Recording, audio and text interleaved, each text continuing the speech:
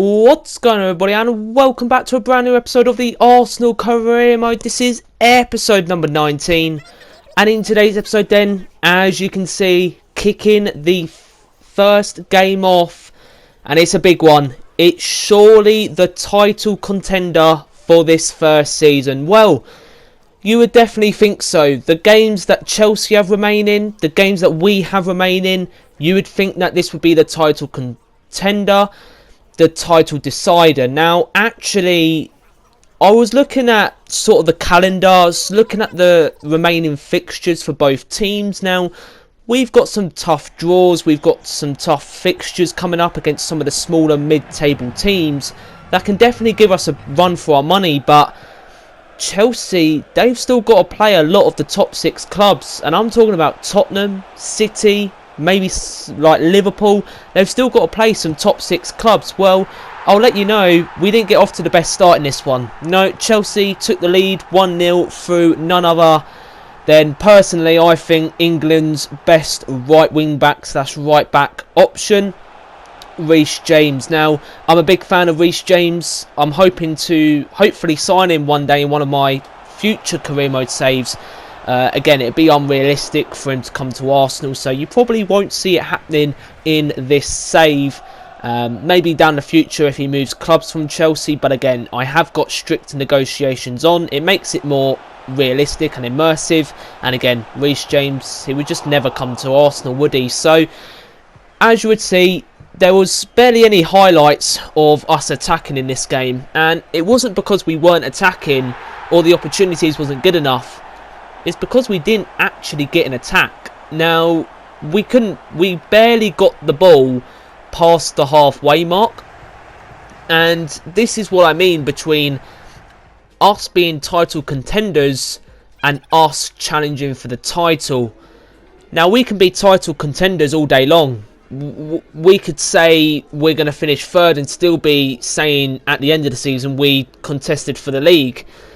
But when you're looking at it, contending for the league and actually challenging for it, they're two different things. And personally, I don't think we're at that stage where we're actually challenging for the league title. Now, this opening season, it was really about what was going to happen with this squad. Now, of course, we've had many roller coasters in this first season. We've had difficulty changes. Of course, I did start on Legendary, then pushed it up to Ultimate. And then we've had injuries, Odegaard and Nketiah, long-term injuries to key players in this squad. We had to buy new players, Guardiola, Ollie Watkins on a season-long loan, Joe Willock back from Newcastle. So there's been many roller coasters this season. And I've got to say, this squad, we can go far, but how far can we go before this team which breaks point? We haven't got the biggest squad depth. That's something I've got to change next season. I've got to bring in squad depth. I've got to bring in good squad depth as well. And I've got to make it look pretty as well. I can't just bring in ordinary players from ordinary clubs and expect to make a change. Now, if we do suddenly get a good run of form and Chelsea start dropping points, then we're back in the title race. But that 2-0 defeat to Chelsea, I think that really sums up the two seasons the two clubs are having. We've bottled so much this opening season. We could have been clear of Chelsea. We could have been clear of City and Liverpool. Well, I mean, we are clear of City and Liverpool in this first season, but we could have been so many more points clear at this stage of the season. And unfortunately, we've just not made it count when it's mattered. We've dropped silly points. And I've got to say, next season, if we don't win the title this season, next season we've got to make it look better and we've got to do better for that Premier League title. But again, there's still a long time to go in this opening season and anything can happen. So it was time for another breakaway from the Premier League. Now, in the last couple of episodes, you've seen this so many times. We play a Premier League game and then it's time to go to another competition. We go back to the Premier League and it's time to play another competition. Well, part of me likes having this. It's a variety of different competitions, but somewhat part of me says, is it actually worth staying in all these competitions for the sake of the squad. Now, when you've got rotation and you've got good fitness in your team, it doesn't really matter because your players will stay sharp and stay fit. So injuries, yes, they will happen only if they get a harsh tackle in the game. But then also, what you won't run the risk of is you can rotate from your substitutes to your first 11, and because you've got good fitness in your team, you can actually keep some of that first 11 that played, for example, 3 days ago in the calendar, keep them in that squad the 3 days after that game in midweek. So as you would see then, another win against Aston Villa. How many times have I said that this season? They've sort of been the team that we're bound to win against, if you like. And again, like I've said, Aston Villa, they're one of those clubs that are underachieving in real life. They should be challenging for Europa League, Conference League, etc., but they're not. They're underachieving, but as you would see in real life, they have appointed the former Arsenal boss, Unai Emery. So hopefully Unai can go ahead and bring some success to Aston Villa, or give them some hope of success within that team, because they've got quality, they've got brilliant quality. Leon Bailey, they've got Emi Buendia, they've got Ollie Watkins, Danny Ings, Boubacar Kamara. They've got good quality in that squad, they're just not using it effectively. So it was time for another change of competition.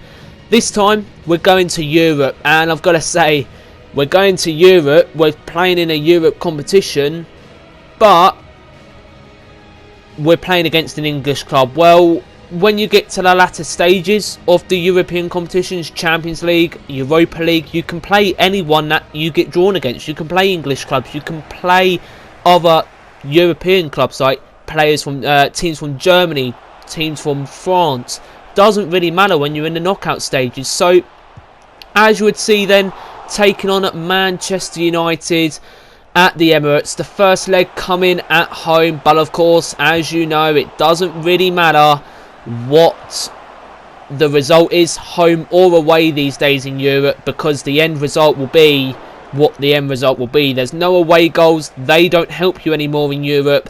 You've just got to win the game, you've got to win the tie, that's all you've got to do. The only thing that matters is that scoreline. So as you would see then, we were pushing, we were getting at their defence, Manchester United, but from attack to defence, and when you step off one of the greatest players in the world, Cristiano Ronaldo, you know something big's going to happen. And well, that goal from Cristiano Ronaldo really showed it there in that one. So we were trailing by a goal, and going into the second leg, I really didn't want it, because when you're playing Manchester United at Old Trafford, it's never good, is it? So as you would see then, Tierney, all the way from his own box, his own half, goes ahead, runs up that left hand side, and as he's done so many times this season, goes ahead and gets a goal to equalise. Now the question was Manchester United going to be a bit sluggish towards the end? Did they use all their substitutes early?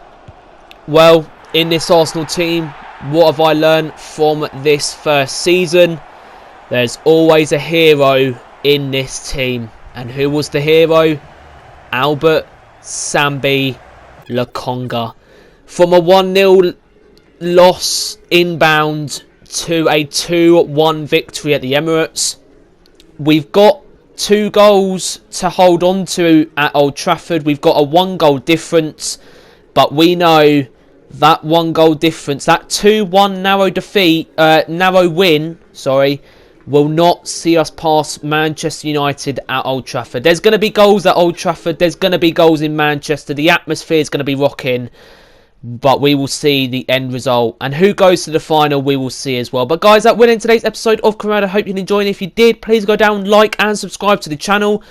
It's completely free. But guys, stay safe, have a lovely rest of your day, and I'll see you guys for the next one very soon. Bye for now.